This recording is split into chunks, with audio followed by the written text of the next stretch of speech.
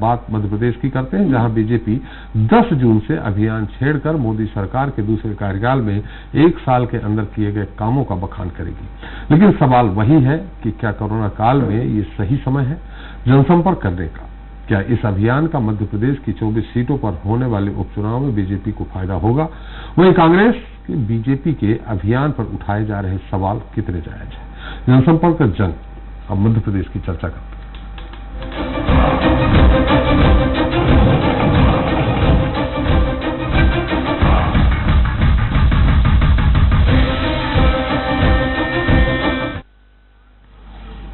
तो मध्य प्रदेश में जनसंपर्क जंग, इस पर चर्चा करने के लिए हमारे साथ स्टूडियो मौजूद है कांग्रेस विधायक कुणाल चौधरी जी हमारे साथ जुड़ चुके हैं। चौधरी जी, आपका बहुत बहुत स्वागत है। बीजेपी प्रवक्ता अजय शर्मा जी हमारे साथ जुड़ चुके हैं, आपका स्वागत है। वरिष्ठ पत्रकार के एक बार फिर हमारे साथ हैं और हमारे स्टेट हेड अनिल सिंह कुशवाहा भी हैं, आप दोनों का भी स्वागत है। पहले हम इस जो अभियान है, चौधरी साहब आपके पास भी जल्दी आ रहे हैं, अजय जी आपसे भी जल्दी बात करेंगे, लेकिन पहले दो पत्रकारों की भी, वरिष्ठ पत्रकारों की टिप्पणी ले लें कि ऐसे समय में ये होना चाहिए या नहीं होना चाहिए अभियान। अग्निहोत्री जी।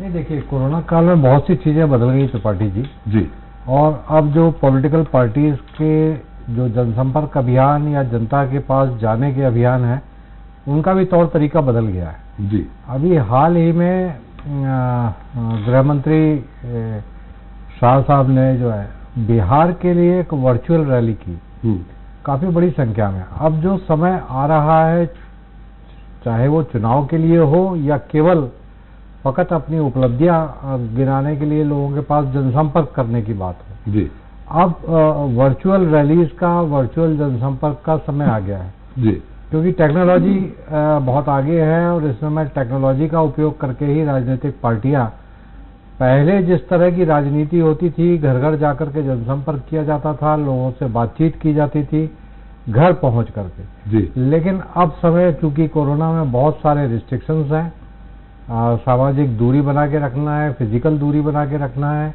अपने आप को भी संभालना है और अपने पड़ोसी को भी संभालना है जो आपके साथ सड़क पर खड़ा है। तो ये जो सोशल डिस्टेंसिंग और सारी चीजें होकर के आई है, उसकी वजह से राजनीति का तौर तरीका भी अब धीरे धीरे बदलने वाला है। जो यह सोच करके बैठे हैं कि पहले जिस तरह की राजनीति होती थी और घर पहुंच करके मैन टू मैन जनसंपर्क किया जाता था, लेकिन अब वर्चुअल जनसंपर्क का जमाना आ गया है। तो जिस तरह से अमित शाह जी ने अभी हाल ही में बिहार के लिए एक वर्चुअल रैली दिल्ली में बैठ करके की, उसी तरह से मुझे लगता है कि जो 10 जून से मध्य प्रदेश में शुरू होने वाला है अपनी मोदी सरकार के 1 साल, बल्कि मैं तो कहूँगा 6 साल की उपलब्धियां गिनाने के लिए जो जनसंपर्क अभियान होने वाला है, उसमें भी भारतीय जनता पार्टी मध्य प्रदेश को वर्चुअल तौर तरीकों का ही सहारा लेना पड़ेगा। एक एक व्यक्ति के पास पहुंच करके जनसंपर्क कर पाना इस समय बहुत कठिन, और वो करेंगे। अनिल जी, आपका भी, हालांकि जैसा अग्निहोत्री जी कह रहे हैं, जनसंपर्क आपने देखा होगा इस समय नेताओं की जो रैली होती है, नेताओं का, जैसे अभी आपने देखा हो बहुत सारे बीजेपी से कांग्रेस, कांग्रेस से बीजेपी में ज्वाइन कर रहे हैं, सारा सोशल डिस्टेंसिंग एक तरफ हो जाता है। ऐसे में पहले कोरोना से निपटे या उपलब्धियों का बखान? देखिए, सरकार नहीं चाह रही कि दोनों चीजें एक साथ साथ चलें। आप देखो, कोरोना को लेकर केंद्र सरकार ने जो शक्ति बरती है, उसमें शुरू में तो काफी तारीफ हुई, लेकिन विपक्ष कहाँ चुप बैठने वाला, जो खामियां नजर आई उसको लेकर नाराजगी भी जाहिर की, और कहीं ना कहीं समाज में या जनता के बीच में इतना लंबा जो लॉकडाउन देखा, उससे नेगेटिविटी कहीं ना कहीं सामने आ रही। तो ऐसे में मोदी सरकार के लिए जरूरी है कि वो 1 साल का जो उनके जो समय रहा है, तो उस उपलब्धि के जरिए, उस 1 साल के जरिए जनता के बीच में आए, और जो वर्चुअल तरीके से जा रहे हैं वो तो जरूरी हो गया, क्योंकि सोशल मीडिया का युग है। आपने देखा, जब ये युग जब प्रारंभ हो रहा था, तो उस समय मोबाइल फोन के जरिए सभाएं होने लगती थी। जब कोई मुख्यमंत्री चुनावी सभा में नहीं जा पाता, तो मोबाइल के जरिए वो जनता को संबोधित करते हैं। अब तो ये पूरी तरीके से हाइट हो चुका है। कई ऐसे प्लेटफॉर्म उपलब्ध हो गए हैं जिनके जरिए आसानी से पहुंचा जा सकता है। और आपको याद है, चुनाव में हाईटेक तरीकों का इस्तेमाल करना, ये तो मुझे लगता है कि राजनीति में मोदी ने जितना उपयोग किया है, गुजरात के चुनाव से देखें तो ये तो जितना उपयोग किया है, तो अब ये पूरी तरह है तो खुलकर सामने कर रहे हैं। और सरकार के पास जो 1 साल की उपलब्धि है, बताने को चूंकि बहुत कुछ है, जो सख्त निर्णय लिए हैं तो ये सामने रखकर ये चाहे धारा 370 की बात ले लें, चाहे 3 तलाक के कानून को बात ले लें, या नागरिकता जो सीए को लेकर सरकार ने जो सख्ती दिखाई है, तो इस मौके को मोदी क्यों छोड़ेंगे, ये सवाल ही होता है। इसलिए उसका भरपूर। लेकिन आम जनता से इसका क्या लेना देना? जितने भी आम जनता जो बिल्कुल निरीह जनता है, जो डेली कमाती है, डेली खाती है, या लोअर मिडिल क्लास, देखिए नागरिकता सीए से क्या लेना देना, धारा 370 से क्या लेना देना, 3 तलाक से क्या लेना देना? देखिए 2-3 तलाक से हो सकता है, मतदाताओं में 2-3 वर्ग होते हैं, ये जाहिर है।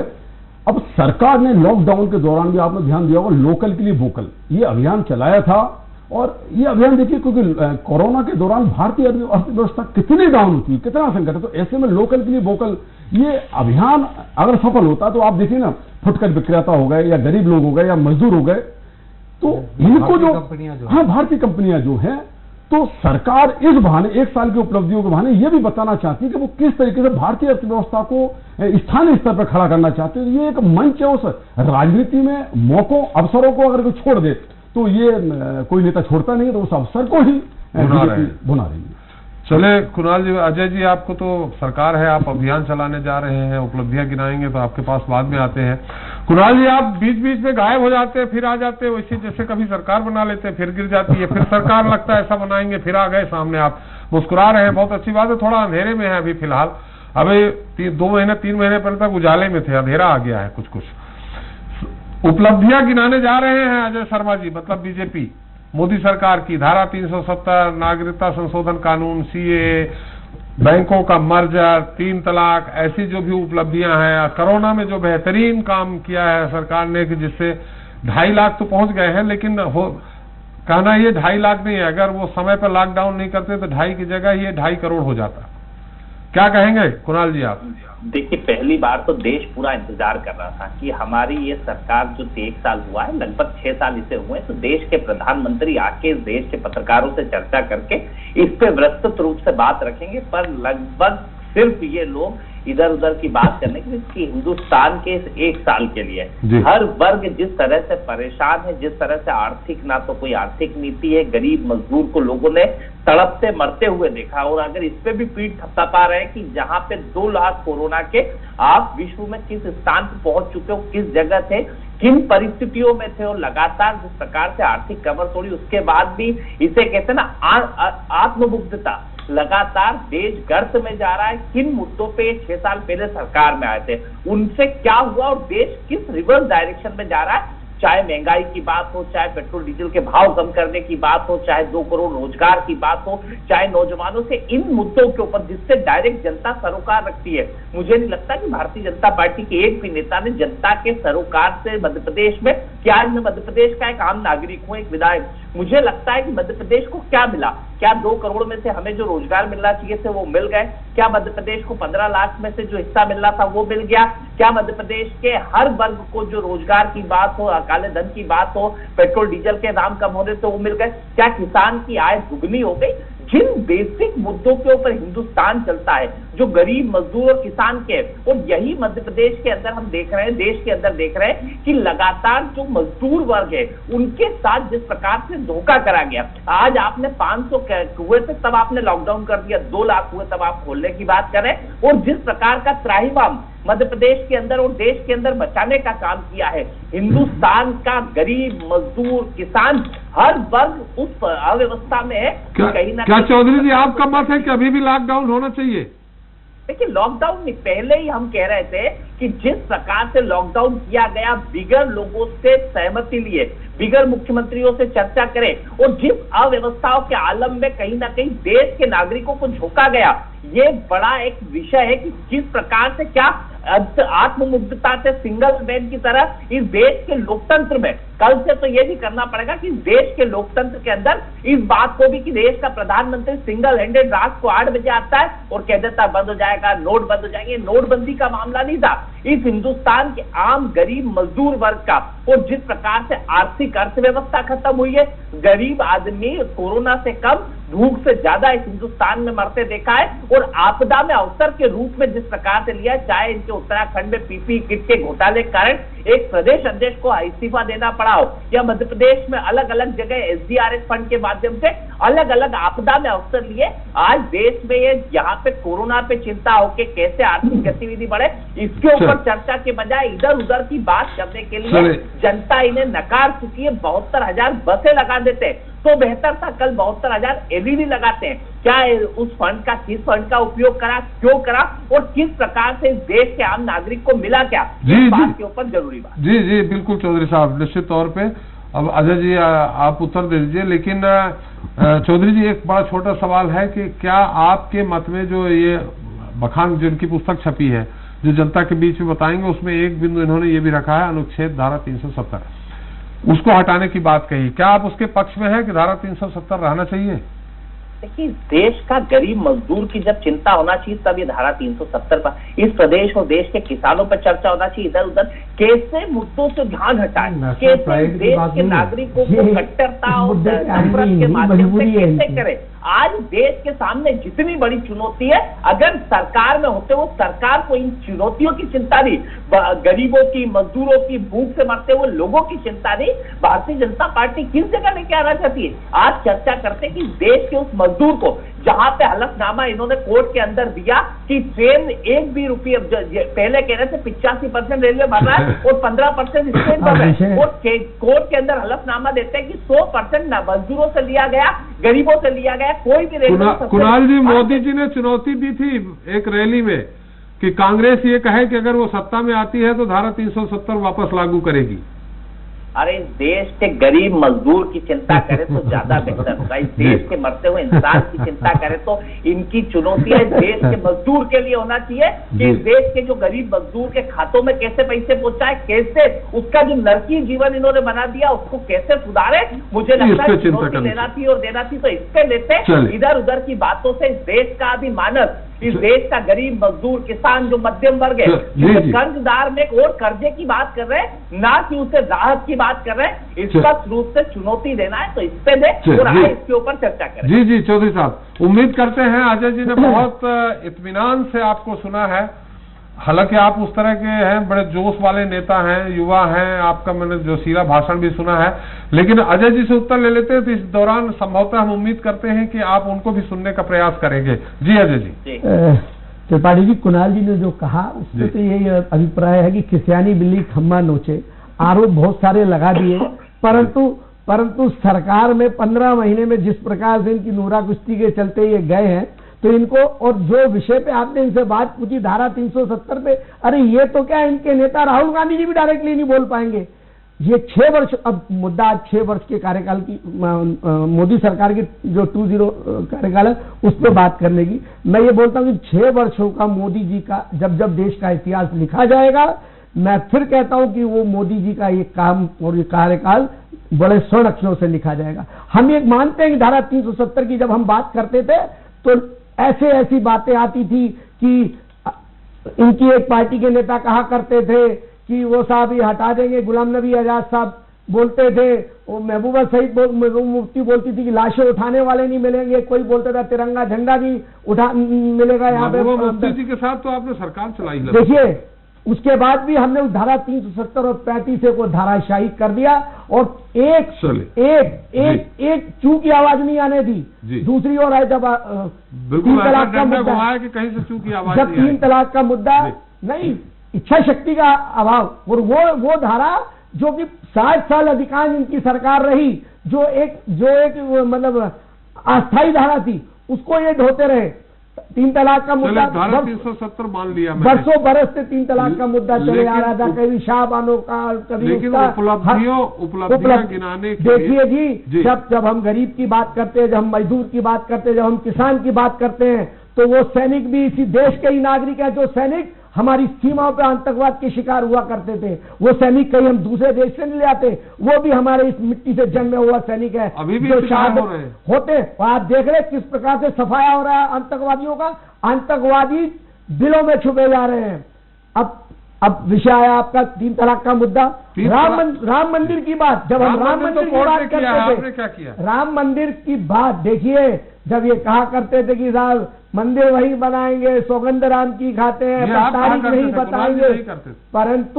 परंतु आज रामलला 130 करोड़ वासियों का सिरमौर रामलला आज उससे स्थायी भवन की ओर अग्रसर है। और फिर मैं ये कहता हूं कि जितनी इच्छा शक्ति से नरेंद्र मोदी जी ने काम किया है, अरे आप जिस दिन आम जनता की 24 मार्च मजदूर वर्ग 2020 को लॉकडाउन हुआ है, 24 मार्च 2020 के लॉकडाउन के पीपीई किट की क्या स्थिति, एक किट भी हमारे देश में बनाई नहीं जाती थी। N95 मास्क की क्या स्थिति थी। आज हम ये कह सकते हैं कि लगभग 2 लाख किट प्रतिदिन हम बनाए जा रहे हैं। देखिए ये वैश्विक महामारी है, तो हम राजनीति खूब कर लेंगे, कुणाल जी भी राजनीति कर लेंगे, हम भी कर लेंगे, सरकारें आएंगी जाएंगी, परंतु ये वैश्विक महामारी में राजनीति नहीं करते हुए जनता के बीच में जाके जनता का सहयोग करना चाहिए। ये नहीं कि 100 बसों की लिस्ट दे दी, कहीं स्कूटर की, कहीं मोटरसाइकिल अजय जी, की, जनता के बीच कहीं में ऑटो जाके की, ये कहीं टेम्पू की। राम मंदिर, नागरिक संशोधन, धारा 370, बैंकों का मर्जर, ये सब आम जनता जो मिडिल क्लास है उसको पेट में रोटी चाहिए, उसको रोजगार चाहिए, ये उपलब्धि है। क्या मोदी सरकार ने फूड सिक्योरिटी के चलते 25 किलो चावल, 5 किलो दाल मुफ्त पहुंचाने का प्रबंध किया। इतना ही नहीं, जिनके पास राशन कार्ड नहीं है उनको 10 किलो अनाज और 2 किलो दाल मुफ्त में दी जा रही है। जनधन खातों के बहुत मजाक उड़ाया करते थे हमारे साथी मित्र, परंतु आज वही जनधन खाते हैं जिन पर महिलाओं के जनधन खाता धारकों के अकाउंट में 500 रुपए, हमने अकाउंट में 500 रुपए के हिसाब से हर अकाउंट में 1500 रुपए ट्रांसफर किए हैं। और इतने ही किसानों के अकाउंट में 2000 रुपए की सम्मान निधि अग्रिम किस्त के रूप में ट्रांसफर की जा चुकी है। तो भाई हमें भी वेतना है मजदूर की, हम भी किसानों के हितैषी हैं। हम ये नहीं कि नीले पीले वो सर्टिफिकेट बांट दें कि वो भैया कर्जा माफ हो गया, पीला और नीला और हरा और गुलाबी माफ करते मध्य प्रदेश की लोगों ने इन्हें माफ कर दिया। हम जनता की सेवा आने वाले समय में, जिस प्रकार से आपने कहा ना कि ये वर्चुअल रैलियों का समय, वर्चुअल रैलियों के माध्यम से हम जनता के बीच में जाएंगे और हमारा पूरा रोड मैप तैयार। मजदूर को पैदल चलते 3-3 हजार किलोमीटर पैदल चलने का साहस नहीं, दुस्साहस कहूंगा, उस दुस्साहस की पराकाष्ठा पे लाने वाले कौन लोग हैं जनता ने देखा है। बिगर किसी को साथ में लिए, बिगर सरकारों से बात करें, कहीं ना कहीं जिस प्रकार के अफलातूनी निर्णय लिए, एक भी बात जो जनता से जुड़ी हो इस लॉकडाउन के अंदर, रोजगार के अंदर, अलग अलग चीजों पे एक भी मुद्दे के ऊपर ये जवाब नहीं दे पाए, इधर उधर की बात करते। महाराष्ट्र में किसकी सरकार है? फिर अब आप अजय जी थोड़ा सुनना सीखा करो, है ना, सुनना सीख। और महाराष्ट्र में देश की जो सरकार का एक माजदा होता है, देश की सरकार को जो काम करना होता है कि केंद्रीय नेतृत्व के अंतर्गत पूरे संघीय व्यवस्था के अंतर्गत काम करे। महाराष्ट्र की बात हो, मध्य प्रदेश की बात हो, इंदौर की बात हो, अहमदाबाद की बात हो, ये सरकार अहमदाबाद में किसकी है, मुंबई में किसकी है, मध्य प्रदेश में किसकी, इसका असर नहीं है। इस देश की सरकार को अलग अलग भागों में बांट के कहीं ना कहीं ये रोज की मशीनें जो हमारे यहाँ 7-8 है, अलग अलग प्रदेशों में देना चाहिए। आज भी मध्य प्रदेश के अंदर इंदौर में टीवी की मशीनों से टेस्टिंग होती है, टेस्टिंग कम करने का काम कर दिया। पौंडीचेरी जैसे राज्यों तक टेस्टिंग के लिए पहुंचाना पड़ता है, हम टेस्टिंग की व्यवस्था नहीं कर पा और ये कह रहे हैं कि पीपीई किट N95 मास्क का 19 तारीख तक आप एक्सपोर्ट कर रहे थे, हाइड्रोक्लोरोक्विक मेडिसिन का आप एक्सपोर्ट कर रहे थे, जिन चीजों की देश के अंदर जरूरत थी, वेंटिलेटर्स के आप एक्सपोर्ट कर रहे थे। लगातार देश के अंदर पेंडेमिक घोषित करने का काम WHO ने 30 जनवरी को कहा, राहुल गांधी जी ने भी सजेशन दिया। मध्य प्रदेश सरकार ने एहतियातन तौर पे mall, shopping mall, school, college सब बंद करने का काम किया, पर केंद्र सरकार नमस्ते ट्रंप में लगी है। आज गुजरात, अहमदाबाद उसी का नतीजा भुगत रहा है। और आज भी जो इनकी बड़े बड़ी बातें करी कि जो भाषण दिए थे, तो भाषण ये भी दिए थे कि बहुत हुई महंगाई की मार। अब की बार कौन सी सरकार, तो जब पेट्रोल डीजल $140 के ऊपर 50 रुपए था, तब तो महंगाई डायन था, और आज 80-90 रुपए पहुंच गया तो विकास हो गया है। गैस की टंकी जब 380 रुपए की थी तब वो डायन थी, और आज 750-800 रुपए पहुंच गई तो विकास हो गई। इस पागल विकास को रोक लो भैया, ये थोड़ा विकास है ना डाइवर्ट हो गया और ये पागल हो चुका है थोड़ा सा। इसको रोक के लोगों को देश के अंदर जिस तरह की चुनौतियां देश को है, आप उस तक मूल समस्याओं को समस्या समझे। आज भी सरकार अंतर्भुक्तता के तहत इधर उधर की बातें कर रही है, और जो मूल समस्या है कि आज इतना बड़ा मजदूर वर्ग हिंदुस्तान में अलग अलग कोनों से अलग अलग जगह गया है, इनके लिए हमने क्या किया, 500 रुपए देके ऐसा बता रहे हैं जैसे क्या मालूम इन्होंने क्या कर दिया। उस 500 रुपए और 1500 नहीं दिए, सिर्फ 500 रुपए दिए 3 महीने के अंदर। उस 500 रुपए में होता क्या है, आप उस परिस्थितियों को समझो, उस गरीब के मजाक उड़ाना बंद करो। और राशन के अंदर जो फूड सिक्योरिटी की बात करो, वो सोनिया गांधी जी और कांग्रेस पार्टी लेके आई थी। उस फूड सिक्योरिटी के नाम से आपने राशन दिया और उसमें भी जो घोटाला किया, आपदा में अवसर समझ के हिंदुस्तान की जनता देख रही है। मूल मुद्दों के ऊपर बात करो, रोजी रोटी का क्या होगा, रोजगार का क्या होगा, महंगाई का क्या होगा, हिंदुस्तान की आम जनता को राहत दी है। जो व्यापारी वर्ग की कमर टूटी है, उनके लिए आपने क्या किया? लगातार कांग्रेस पार्टी मांग कर रही है कि न्याय के रूप में लोगों को आर्थिक डायरेक्ट दो, ताकि बाजार भी चले। क्योंकि बाजार चलेंगे कब? जब लोगों के पास आर्थिक होगा, तब कहीं ना कहीं मार्केट खुलेंगे, लोगों की दुकानें चलेगी। इस देश के व्यापारी को आपने क्या दिया? लगातार हर वर्ग परेशान है। आपने आत्मनिर्भर बोला, एटलस कंपनी बंद हो गई। आपने आत्मनिर्भर बोला, कई कंपनियों ने अलग अलग लोगों को निकालना शुरू कर दिया। इस मूल मुद्दे के ऊपर विचार करो, सोचो और काम करो। इस पे आरोप प्रत्यारोप का दौर फिर आएगा, पर इस देश के मूल सिद्धांतों को, या इस देश के जो मंत्री है अभी वर्चुअल रैली में तो आ गए, पर पूरे कोरोना काल में नहीं दिखे। क्या बात है कि देश के प्रधानमंत्री एक प्रेस कॉन्फ्रेंस लेते, क्या करा? इटली का प्रधानमंत्री रो देता है, पर देश के प्रधानमंत्री उतने होने पे कोई बात नहीं। अमेरिका में अलग अलग चीजों के ऊपर आप समझिए, नफरत और घृणा छोड़ के कुणाल जी का इतनी प्रेम जाता नहीं। चलिए कुणाल जी, बहुत बढ़िया। आपने लगता है 24 उपचुनाव के भाषण दे दिया, संदेश हमारे चैनल के माध्यम से पूरी 24 विधानसभा। अगर ये गरीब की बात करना भाषण है तो भाषण भी दूंगा, पर ये गरीब मजदूर का दर्द है। देखा है मैंने, बेल की जगह इंसान को जुटते हुए, वो गरीब के बच्चे को अपनी माँ के मरे हुए माँ से कफन उठाते हुए, उस दर्द को देखा है कि एक व्यक्ति हैदराबाद से यहाँ तक खींच के लाया। इतने साधन संसाधन इस देश के साथ से, चुनाव होते हैं, सब साधन संसाधन होते हैं। एक एलईडी की कीमत 20,000 होती है। 144 करोड़ की एलईडी लगा सकती है जो पार्टी, वो क्या लोगों के लिए बसों का इंतजाम नहीं कर सकती थी? गरीब मजदूर के लिए व्यवस्था नहीं कर सकती थी? पर इस दर्द को भी अगर बयान नहीं कर सकते, भाषण लगता तो हो सकता है भाषण, पर इस गरीब की वेदना को समझाया, उसको देखा है। संदेश दे दिया, भाषण की जगह हम संदेश देते हैं। चलिए, समय हमारा कम है। अग्निहोत्री जी, आपकी टिप्पणी, हालांकि बहुत बढ़िया, कुणाल जी ने भी, अजय जी ने भी अपनी अपनी बात रखी है अभियान को लेकर के। और अग्निहोत्री जी आपकी टिप्पणी, और अनिल जी पहले अग्निहोत्री जी आपकी। मुझे तो लगता है कि जितने मुखर इस समय नरेंद्र मोदी जी हैं, उतने मुखर प्रधानमंत्री इससे पहले शायद ही हमने देखे हों। लेकिन जहाँ तक बात कुणाल जी कर रहे हैं, गरीबों की, बहुत अच्छी बात है। पिछले 60-70 सालों से गरीबों की बात होती आई है। अभी कुछ दिन पहले मैं कहीं पढ़ रहा था कि अब 2024 में या मध्य प्रदेश के या किसी भी राज्य के विधानसभा चुनाव में अब लोग ये नारा देने वाले हैं कि जो मध्यम वर्ग की बात करेगा वही देश पे राज करेगा। तो अब गरीबों की, अमीरों की जो बातें हैं वो बहुत ज़्यादा निकल करके सामने आती नहीं, लेकिन मैक्सिमम सरकारें अपनी नीतियां कुछ जो है वो अमीरों के लिहाज से ही। गरीबों की सबसे पहले बात 1971 में हुई थी। जी हाँ, 60-70 साल दिया था, गरीबी हटाओ का नारा देके 2/3 बहुमत लिया। मुझे लगता है कि अपनी पैदाइश से, त्रिपाठी जी, आप भी और हम भी, जब से होश संभाला है, गरीबों के उत्थान की, गरीबी हटाने की या इस तरह की बातें सुनते आए हैं। लेकिन वाकई वो जो उस दिन मैं आलेख पढ़ रहा था, तो मुझे लगा कि वाकई मध्यम वर्ग की जो तकलीफें हैं, मध्यम वर्ग जो ना मोटा खा सकता है ना मोटा पहन सकता है, उसके हालात पर चर्चा करने की आज ज़रूरत है। और ये देखने की ज़रूरत है कि जो वर्ग सबसे ज़्यादा टैक्स इस सरकार को देता है, चाहे वो केंद्र सरकार हो या राज्य सरकार हो, उसकी बात करने की अब ज़रूरत आन पड़ी है। चलिए अनिल जी।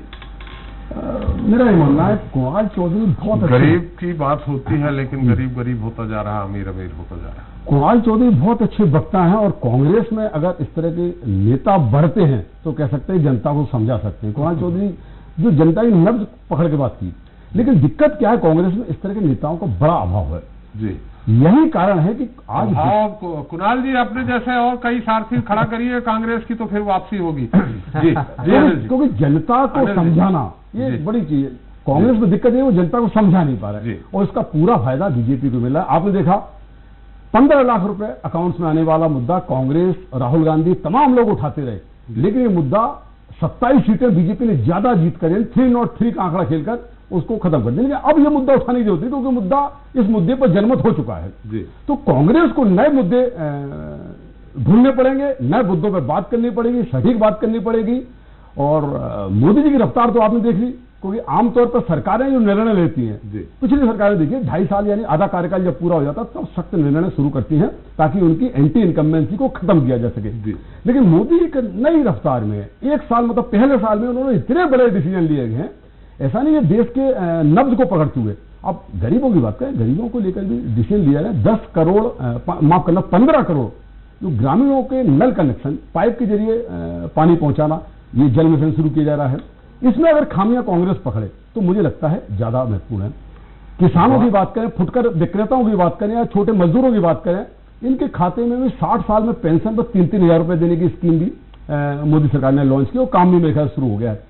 तो बीजेपी क्या हर वर्ग को लेकर चले, लेकिन कांग्रेस को बारीक ढंग से देखना पड़ेगा और कुणाल चौधरी जैसे नेताओं की संख्या बढ़े ताकि वो जनता को समझा सकें। चलिए कुणाल जी, समय समाप्त हो रहा है, लेकिन आपकी तरफ से अजय जी से एक बात कर ले रहे हैं। आपने कहा रोजगार खत्म हो रहा, रोजगार देना चाहिए। नए 2 करोड़ के रोजगार की बात क्या, एक सर्वे आया है जिसमें 12 करोड़ युवा बेरोजगार हो रहे हैं। इनके लिए भी कुछ करेंगे अजय जी?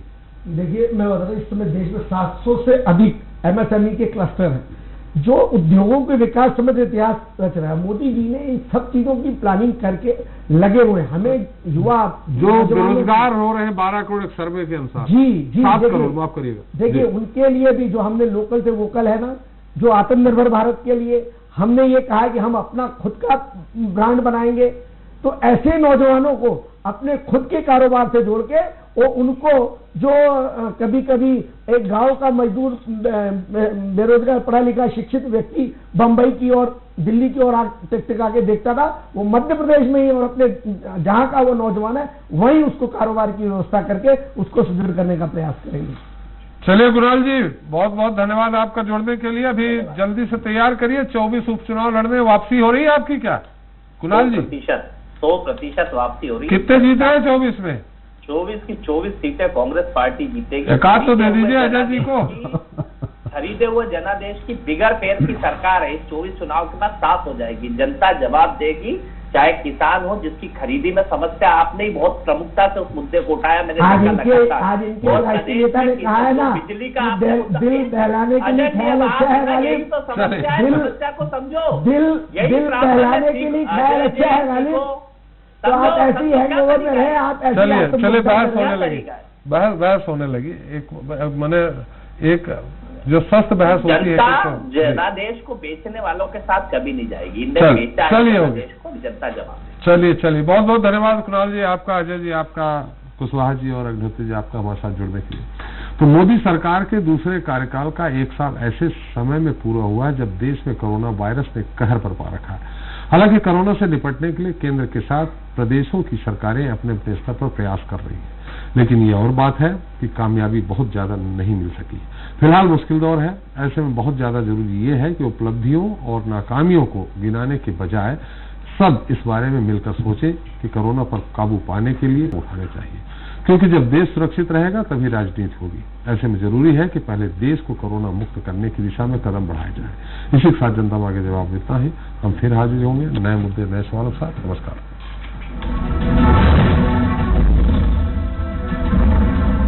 आप देख रहे थे नंबर 1 प्रोग्राम जनता मांगे जवाब।